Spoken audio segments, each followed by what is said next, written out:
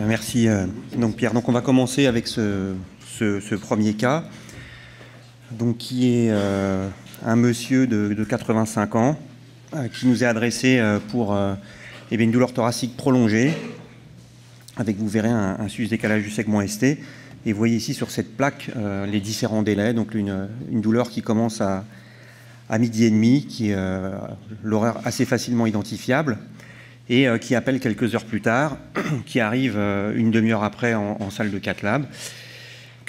Des facteurs de risque classiques, hypertendu, insuffisance respiratoire chronique, un antécédent de tumeur colorectale qui avait été opéré.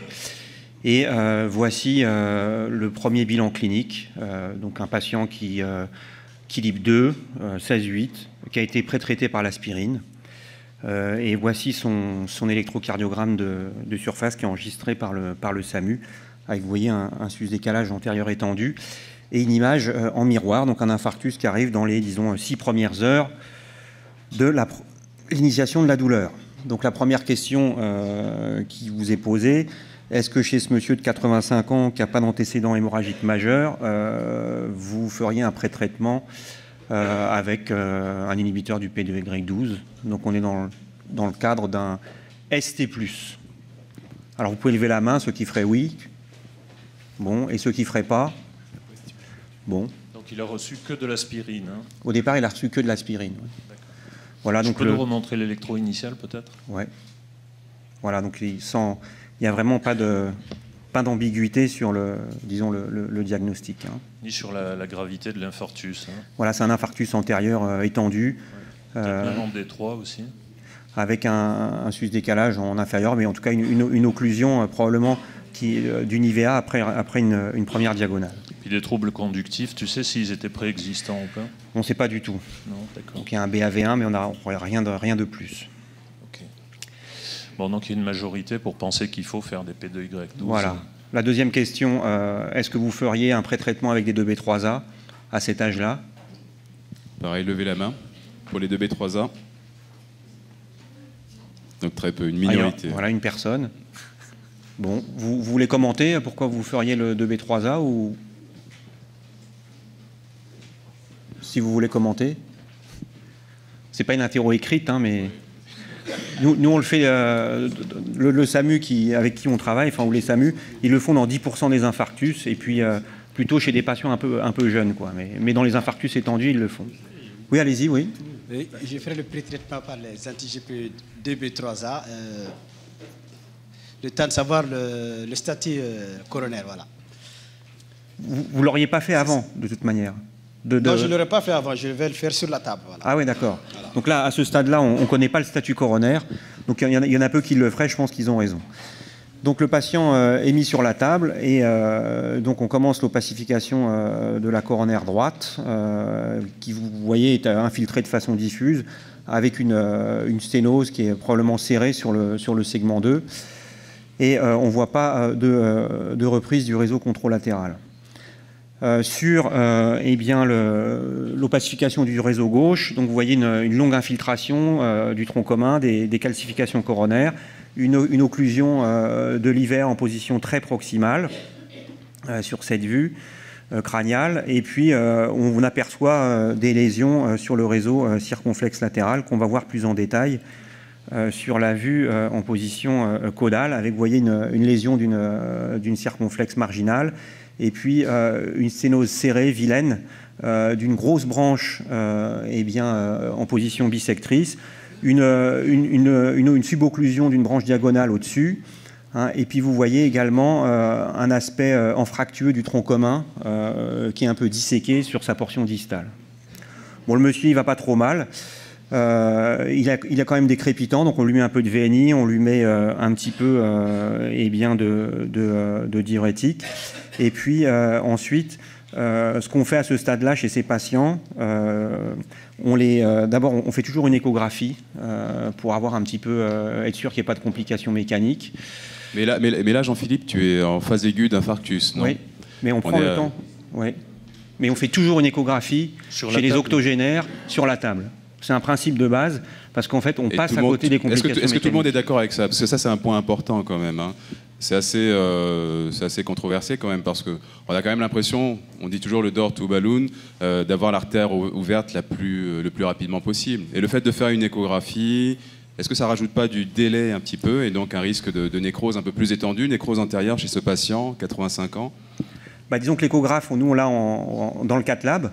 Donc pendant qu'on fait l'angiographie, l'interne met en route l'appareil, et puis le temps qu'on change les sondes, on fait un coup de sonde, ça prend 30 secondes, et ça permet de voir la fraction d'éjection, où est-ce que ça bouge plus, et puis éventuellement les complications mécaniques.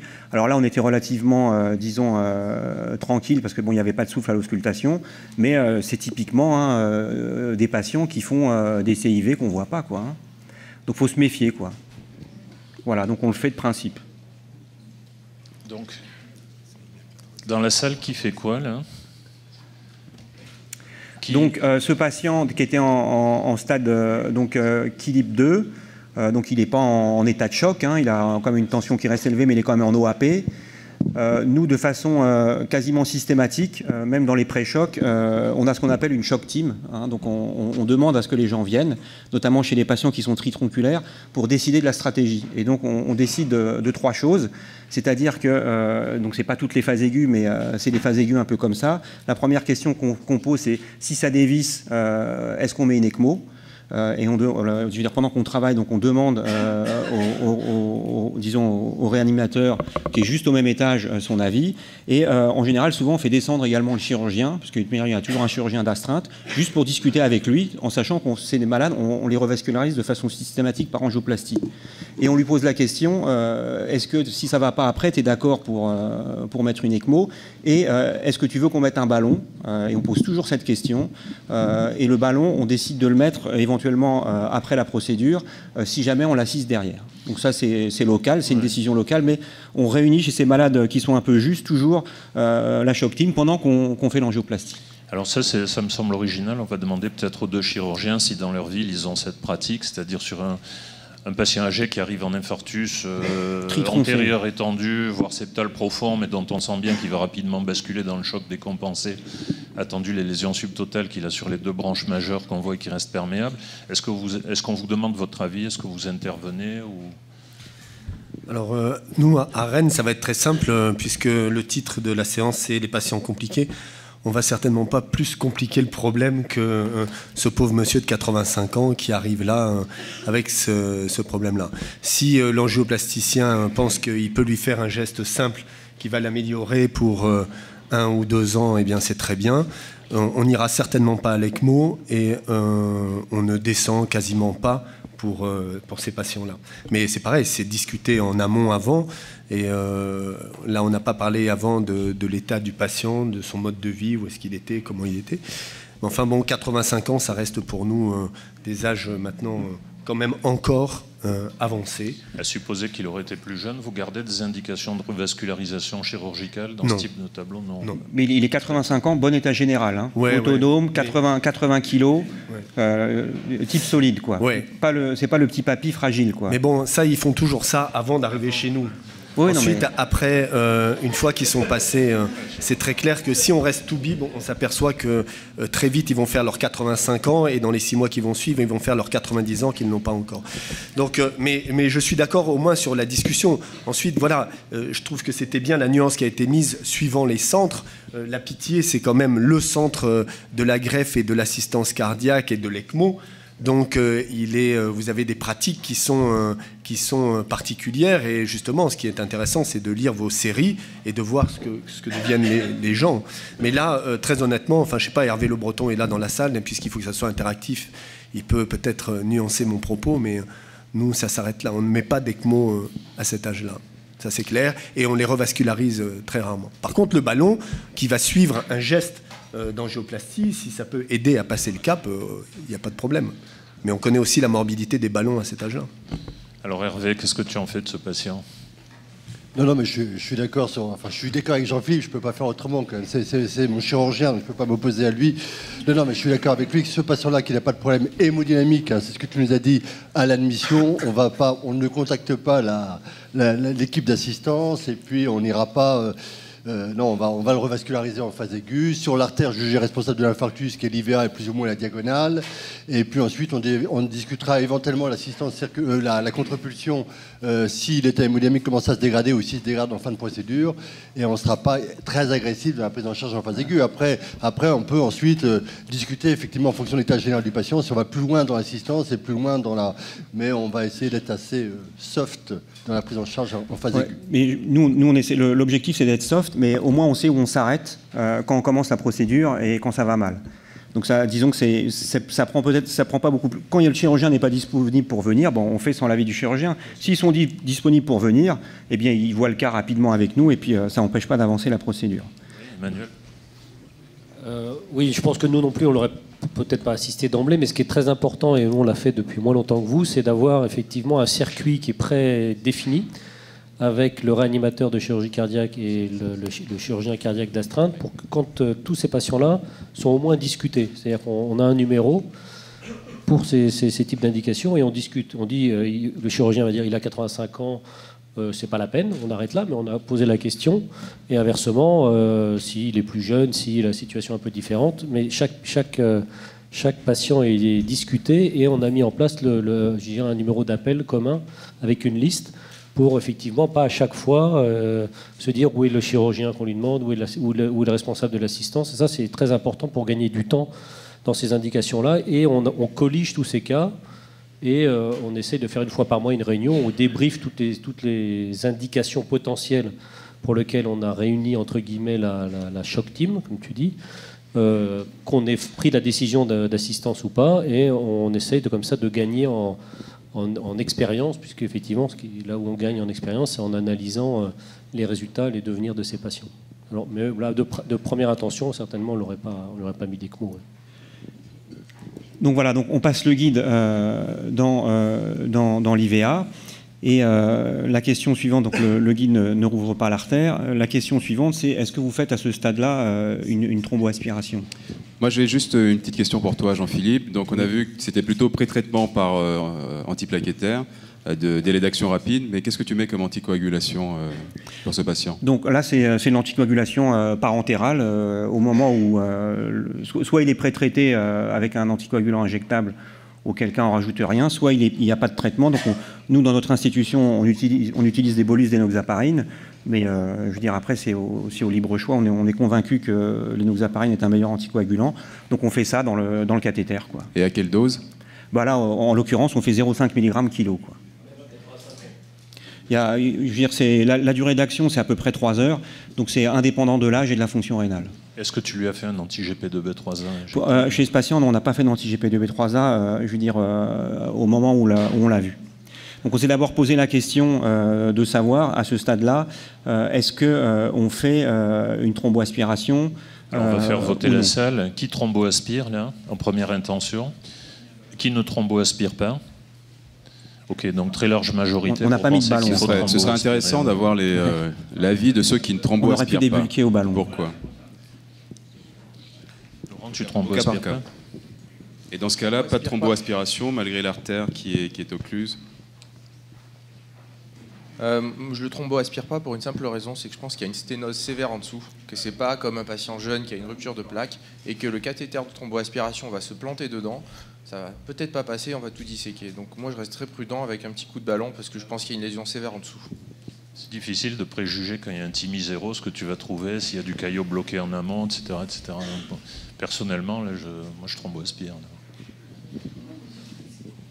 Que c'est le bon sens, il a 85 ans, un petit coup de ballon ça coûte pas cher, c'est pas dangereux et on va voir ce qu'il y a derrière. Donc plutôt que de faire tout de suite la thromboaspiration, je suis d'accord avec vous. Qu'est-ce que tu as fait, Jean-Philippe ? Donc nous, ce patient, donc on l'a thromboaspiré, je veux dire, mais en respectant les procédures de bon usage, en étant précautionneux, en n'étant pas brutal. Et si on s'abute, on retire le cathéter de thromboaspiration, on passe un ballon tranquillement, éventuellement sans le gonfler. On réinjecte pour voir si on a eu un effet de débulking. Et puis voilà son artère, après la thromboaspiration qui a ramené des caillots. Donc on voit qu'il y a une plaque rompue sur la portion proximale de l'artère interventriculaire antérieure, avec une première diagonale qui est suboccluse. Donc voilà, le patient va pas trop mal. Donc la question maintenant, c'est d'abord, est-ce que vous stentez cette IVA? Et si oui, avant peut-être, c'est qui s'arrête là, qui fait mimi? Voilà, alors qui s'arrêterait là, ferait par exemple un mimi? Dans ce cas-là, est-ce qu'il y a non? Si, une personne. Donc le patient là, il n'est pas trop mal, hein. Son segment ST n'est pas encore résolu, il a toujours un petit peu mal à la poitrine, mais on suspecte aussi que les pressions de remplissage sont élevées et que le subœdème pulmonaire participe aussi en partie aux douleurs thoraciques. Donc nous, on a pris le parti eh bien de faire l'angioplastie, de mettre un stent et de ne pas s'arrêter là. Il y a d'autres arguments, c'est que les malades qui sont hémodynamiquement précaires, ils ont un très mauvais gradient de perfusion de la coronaire, on ne peut pas se permettre de leur laisser des obstacles sur les coronaires. Donc ça, c'est une des indications claires où les recommandations préconisent qu'il faut faire une revascularisation complète. Voilà, donc c'est un patient donc, qui est tritronculaire. Donc la deuxième question, c'est est-ce qu'on utilise un ou plusieurs stents actifs dans cette indication à son âge 85 ans? Donc on est à la phase aiguë de l'infarctus. Donc qui utiliserait des stents actifs comme disons, première option? Bon, et des stents tenus? D'accord, donc c'est bon. C'est un peu équilibré, quoi. Donc nous, on utilise plutôt des stents actifs, quel que soit l'âge, compte tenu, premièrement, un petit peu des données de la littérature, puis un petit peu des données de la vraie vue avec l'étude Zeus, où ils ont randomisé des patients qui ont des contre-indications aux stents actifs, pour diverses raisons, à cause du risque hémorragique, à cause du fait que les lésions sont peu à risque, disons, de resténose. Et en fait, ils arrivent à démontrer que les DES sont bien nettement supérieurs au BMS à plateforme égale. C'est l'étude de Marco Valgimigli. Et des patients aussi qui ont 15 jours de bithérapie seulement, et ça ne change rien eh bien, au risque hémorragique. Donc, lorsque on s'apprête à traiter ces coronaires, donc globalement, il reste un petit peu douloureux. Il y a quand même une résolution du segment ST. Sur le plan hémodynamique, il est toujours relativement stable, bien qu'un petit peu limite. Donc, on s'est amusé à calculer son score syntaxe avec ou sans eh bien, la prise en compte de la lésion du tronc commun. Et vous voyez qu'on arrive quand même à des calculs qui vous montrent qu'on peut discuter eh bien, les modalités de revascularisation chez ce patient, c'est-à-dire eh bien, faire uniquement l'IVA ou tout faire d'un seul coup, parce que vous avez vu que c'est un tronc distal. Et que je veux dire, ces coronaires ne sont pas si grandes que ça, puisqu'en moyenne elles font 2,5 mm, et il y a des contraintes techniques et anatomiques sur eh bien, le type d'approche qu'on utilise. Donc on s'est longtemps posé la question, et la question qui se posait là, c'est est-ce qu'on discute entre nous, on s'arrête là, ou eh bien, on fait une procédure complexe, c'est-à-dire qu'on décide de tout revasculariser pour sécuriser le tronc et avoir un bon résultat sur eh bien, cette trifurcation, avec quand même une branche circonflexe, une très grosse branche bissectrice, et puis un tronc IVA qui est quand même malade. Donc, qu'est-ce que vous auriez fait? Est-ce que vous auriez revascularisé complètement toutes les artères ou est-ce que vous auriez fait, disons, une procédure dégradée, un peu comme c'est recommandé, c'est-à-dire, c'est un petit peu au cas par cas, mais c'est plutôt de faire l'artère coupable et puis éventuellement, dans un deuxième temps, de traiter les autres vaisseaux. Alors, qui ne fait que la lésion coupable dans ce cas-là? Qui fait une revascularisation complète? Bon. Je suis le seul à proposer une revascularisation. Donc nous on s'est dit que eh bien, c'était plus simple de tout faire d'un coup, puisque on allait avoir eh bien, éventuellement des soucis pour poser le stent sur le tronc IVA, et on pense qu'il était légitime de traiter la partie distale du tronc et de ne pas, disons, préempter et avoir un mauvais résultat et de revasculariser de façon différée ces artères. Donc ce qu'on a fait, on a commencé à revasculariser eh bien, l'artère circonflexe et puis la branche bissectrice avec deux stents actifs, et ensuite on a fait une approche anti-stenting sur le tronc IVA pour essayer eh bien, de faire la revascularisation en un coup et d'avoir un bon résultat. Après, ça a été une décision un petit peu collégiale. C'était un cas qui a été fait dans la journée. Donc vous voyez qu'on a d'abord traité la circonflexe. On a ensuite traité cette branche bissectrice qui est quand même une grosse branche. Et on a terminé le cas par un stent tronc IVA afin d'avoir un bon résultat sur cette trifurcation. Et vous voyez que c'est ce coup d'ongle sur la partie distale du tronc avec probablement un petit peu de thrombus. C'est pas très beau et c'est ce qui nous a, disons poussé à faire tout d'un coup. Et je pense qu'on a respecté les recommandations dans la mesure où c'est une anatomie complexe et c'est des décisions qui doivent se faire au cas par cas, qu'on peut faire, mais que ça doit être une décision au cas par cas. Et c'est ce qu'on a fait. Donc voici le résultat, disons, au final, qui n'est pas trop moche, qui n'est pas non plus optimal, mais je vous rappelle que le patient, il est quand même sur la table, en sub-OAP, avec de la VNI, sur une maladie coronaire tritronculaire. Et donc l'idée, c'était d'aller vite, sans trop lui faire de mal. Et puis, on s'en tire avec 3 stents actifs, un résultat qui n'est pas trop moche, sur des artères qui ne sont pas très grosses, et on a laissé la diagonale comme ça pour éviter d'utiliser trop d'iode et de finir avec une nécrose tubulaire aiguë. Et qu'est-ce que vous avez fait sur la droite? Sur la droite, on n'y a pas touché dans le même temps, on l'a laissé, on l'a traité dans un deuxième temps, plus tard. Donc ce patient, il va en été de soins intensifs, il n'a pas été pré-traité. Alors la question c'est qu'est-ce qu'on utilise comme inhibiteur du P2Y12 chez ce malade qui a 85 ans? Est-ce que vous faites du clopi ou est-ce que vous êtes plutôt moderne et vous faites du ticagrelor ou du prasugrel? Je vous rappelle qu'il a 85 ans, pas d'antécédent d'AVC, il fait 80 kg et il présente plutôt tonique et bien. Donc qui ferait 1? Clopidogrel. D'accord. Donc nous, on a fait la deuxième option, c'est-à-dire qu'on a utilisé un inhibiteur du P2Y12 plutôt fort à cause des résultats de la littérature qui nous paraissent plutôt en faveur de cette stratégie. Et ça n'empêche pas de faire un relais par le clopidogrel à distance s'il y a des hémorragies mineures. Mais en tout cas, ça permet de couvrir les 15 premiers jours avec la dose de charge, et c'est le délai où on a le plus de thrombose aiguë de stent. Et là, ce qui nous étonne un peu, c'est que tu vas avoir une phase de plusieurs heures pendant laquelle le malade n'a aucune protection par ses antiagrégants. Tu peux commenter? Alors, il a utilisé, nous, sur des malades comme ça, on utilise quand même les anti-GP2B3A en phase aiguë, pourtant on n'en fait pas beaucoup. Mais... Alors nous, les anti-GP2B3A, dans ces cas pratiques, on les fait lorsqu'il reste une charge thrombotique importante avec un flux coronaire qui n'est pas terrible ou un segment ST qui s'est mal résolu. Mais sinon, à 85 ans, on ne le fait pas de prime abord parce que c'est quand même difficile de prédire ce qui va se passer. On se dit qu'ils sont quand même anticoagulés pendant 3-4 heures après l'injection parentérale d'énoxaparine et que ça permet, disons, au médicament oral d'être efficace, quoi, après 4-5 heures. Quoi. Christophe? Non. Oui, on l'a traité en fait juste après, c'est-à-dire une fois après l'angioplastie ou dès qu'il est rentré sur la table de 4? Après l'angioplastie, parce qu'il était sous VNI et c'était compliqué de lui faire avaler les comprimés. Okay. Voilà. Et juste une autre remarque, c'était dans la journée, cette attitude revascularisation, tout dans le même temps, ça aurait été la nuit, vous auriez fait pareil ou pas? Honnêtement, je ne sais pas. C'est un malade qui est arrivé vers 18h, je pense que ça dépend des opérateurs, ça dépend de plein de choses.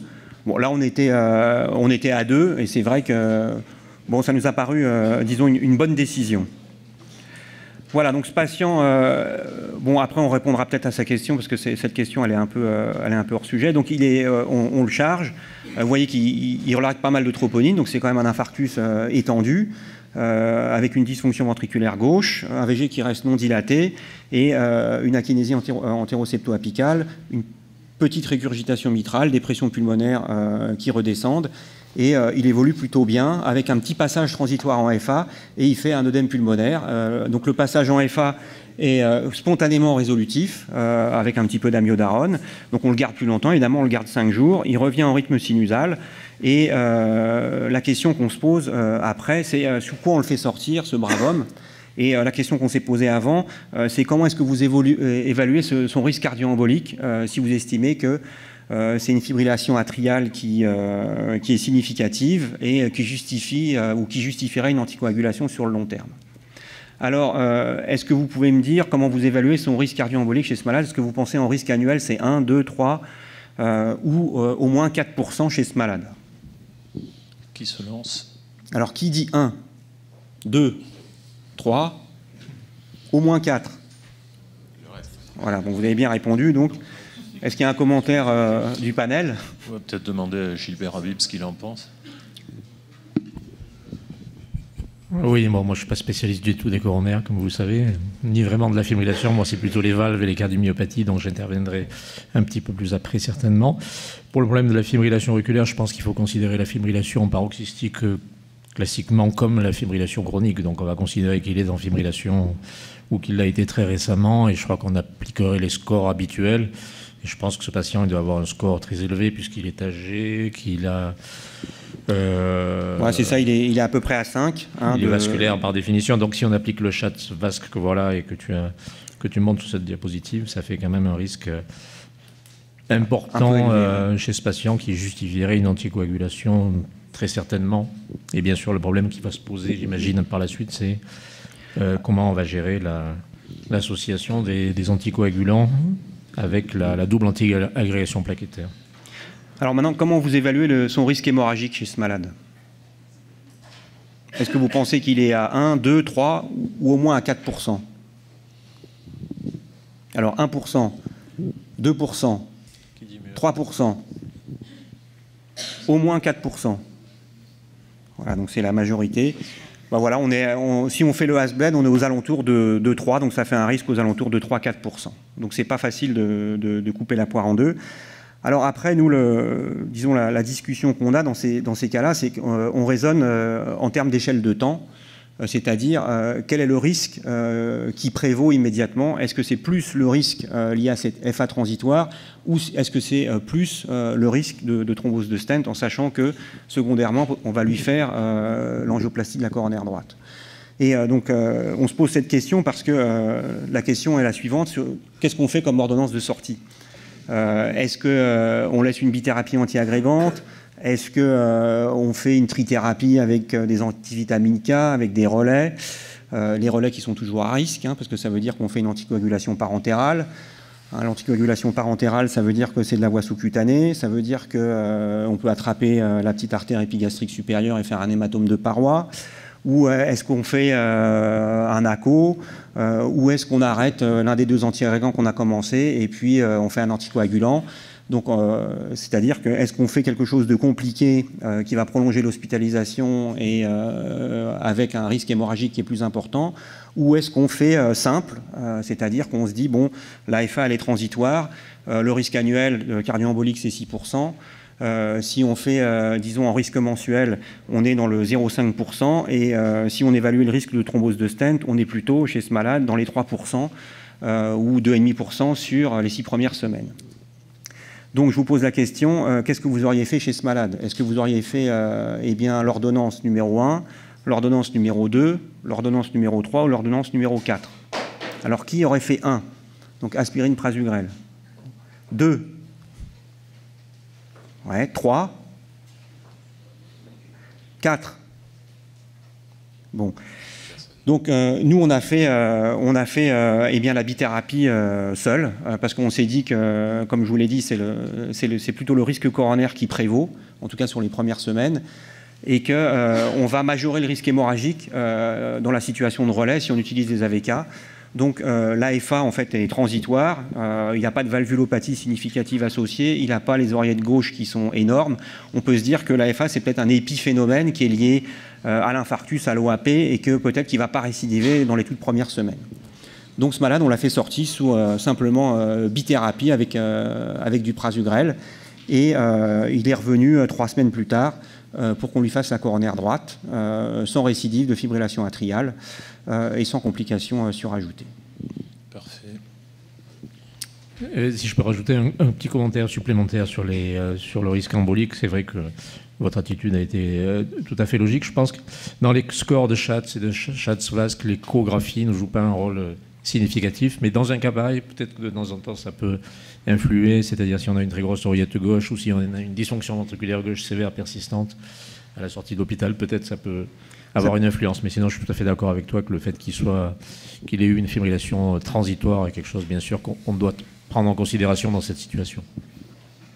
Pardon, 86 ans, sorti sous prasugrel, vous avez dit 10 mg ou 5 mg de prasugrel pour lui? Alors, bon, là, on a triché parce que, bien sûr qu'on est biaisé, mais c'est un patient qu'on a randomisé dans le protocole antarctique, que tu connais, où justement on évalue les antiagrégants chez les gens âgés après 75 ans. Donc lui, il a été randomisé dans le bras prasugrel 5 mg. Donc on l'a laissé au prasugrel 5 mg sur le long cours. Mais dans ton calcul de risque hémorragique, en dehors de l'âge, il n'a aucun facteur de risque hémorragique. Hein. Parce que l'hypertension, elle est traitée. Normalement, pour le H-bled, c'est une hypertension persistante à 160 mm de mercure. J'imagine que ce n'est pas son cas. Et tout le reste, il ne l'a pas. Il a juste son âge. Donc en fait, il a un H-bled à 1 ou peut-être 2. Il a les antiagrégants plaquettaires. Donc ça fait partie des 2, voilà. Ouais, ça fait 2,5, 3. Quoi. Alors, nous, on l'avait compté à 3. À 2%, je pense. Ça lui fait un risque à 2%. On l'avait, tu vois, tu as l'âge à plus de 65 ans. On a considéré l'hypertension. Non, parce que normalement il est traité, j'imagine. Ouais, il était arrivé à 16,8, mais bon, après ça on peut le compter ou pas. Donc ça lui faisait un score entre 2 et 3. Alors si tu comptes les 2 antiagrégants, ça te fait 3. Si tu en comptes que 1, ça te fait. Ah non, mais c'est pas 1 par médicament. Là, t'es pas honnête, genre. Enfin bref. Donc il a plutôt 2% de risque. Il est entre 2 et 3%. L'hémorragie intracrânienne, c'est sûr que c'est pas un truc sympa. Alors, l'embolie, mais l'accident ischémique, 6% par an, ça il les a, le risque à 6%. Bien sûr, mais le problème de rajouter un anticoagulant et de partir dans une stratégie de relais, c'est à peu près, en risque hémorragique majeur à 30 jours, tu es à peu près à 6%. Donc nous, on s'est dit que le risque hémorragique majeur, en fait, il était très nettement supérieur au risque cardio-embolique et surtout au risque de thrombose de stent sous bithérapie, et donc on a pris délibérément le choix de faire la bithérapie. Oui, non mais je veux dire, on est juste dans des seuils de discussion où une attitude qui consisterait à dire je ne mets pas de prasumem à dose réduite, je le laisse sous clopie, aspirine à faible dose, plus avec un mois, avec relais, avec Aplavix, ça peut aussi se discuter. Alors ça peut se discuter, la seule chose quand même qu'il faut savoir, c'est que chez ces patients qui sont âgés, et on l'a bien vu sur toutes les études qui ont essayé les traitements triples, notamment avec les anticoagulants, que le problème de l'hématome intracérébral, on n'a pas de facteur pour le prédire. On ne sait pas qui va saigner dans la tête par rapport à ceux qui ne vont pas saigner. Il ne faut pas faire de trithérapie longue, ça je suis d'accord. Comment ? On ne peut pas faire de trithérapie longue, même si le risque effectivement essentiellement dans le premier mois.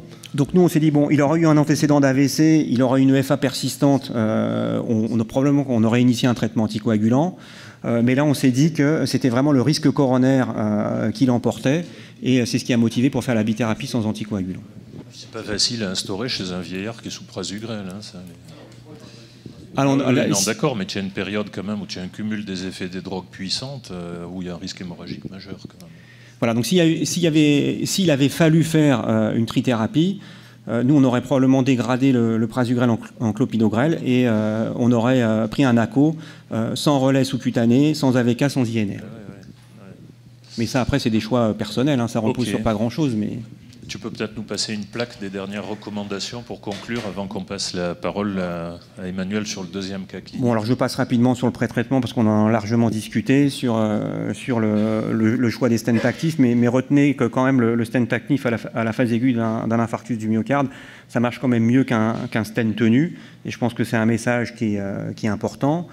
En ce qui concerne l'aspect technique de l'angioplastie primaire, bon, évidemment, il faut utiliser la voie radiale. Et vous voyez que, encore une fois, la revascularisation de, toutes les artères lorsque ce sont des malades qui sont pluritrinculaires, ça repose sur une décision au cas par cas. Hein, c'est-à-dire que ce n'est pas une pratique de routine qu'il faut faire. Ici, en l'occurrence, c'était une question qu'il fallait débattre et qu'il fallait discuter. Parce que probablement, ça conditionnait aussi le résultat immédiat de l'angioplastie qu'on allait faire. Et c'est pour ça qu'on l'a discuté. Voilà, en ce qui concerne les inhibiteurs du P2Y12, bon, faut essayer d'utiliser les nouveaux. C'est pas parce que vous utilisez un nouveau en dose de charge que vous l'utilisez pour toujours, hein, et faire une dose de charge anticagrelor ou en prasugrel chez un malade qui a un antécédent d'AVC ou qui a moins de 60 kg ou qui a plus de 80 ans, c'est pas une faute. Hein. Ce qui fait le risque hémorragique, c'est le risque cumulatif qui est lié à la dose d'entretien. Donc ça, c'est un message pratique qui est quand même important. En ce qui concerne la stratégie sur le long cours, je vous ai juste mis cette diapo, mais vous voyez que la plupart de ces malades qu'on a, qui sont un peu tritronculaires, ils sont un peu vieux, ils ont des comorbidités, donc ils sont plutôt, vous voyez, dans le haut risque cardio-embolique, et plutôt, le plus souvent, en tout cas dans au moins 50% des cas, dans des risques hémorragiques qui sont plutôt élevés. Dans la situation de la maladie coronaire instable, en général, c'est, vous voyez, le dernier scénario qui est le plus fréquent et qui prévaut dans la pratique de tous les jours. Et vous avez la possibilité, et c'est vraiment discuté, de faire d'emblée simplement un traitement double qui associe un anticoagulant et un seul antiagrégant et d'éviter le traitement triple. D'accord ? Pour les plus téméraires, vous pouvez faire triple, et vous voyez qu'en tout état de cause, la durée de ce traitement sera toujours courte chez ces malades qui ont un risque hémorragique qui est non négligeable. Alors vous avez quelques malades idéaux, mais c'est quand même pas la majorité, où le risque hémorragique est plutôt faible et on est plutôt à l'aise pour éventuellement faire une trithérapie longue.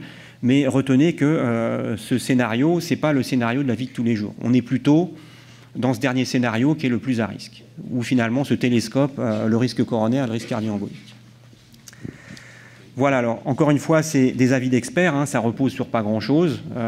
Simplement, ça a le mérite d'exister et puis de déflorer un sujet qui est compliqué et qui nous pose des questions un peu dans la vie de tous les jours. Voilà. Eh bien, écoutez, je vous remercie. Merci Jean-Philippe. Emmanuel, à toi.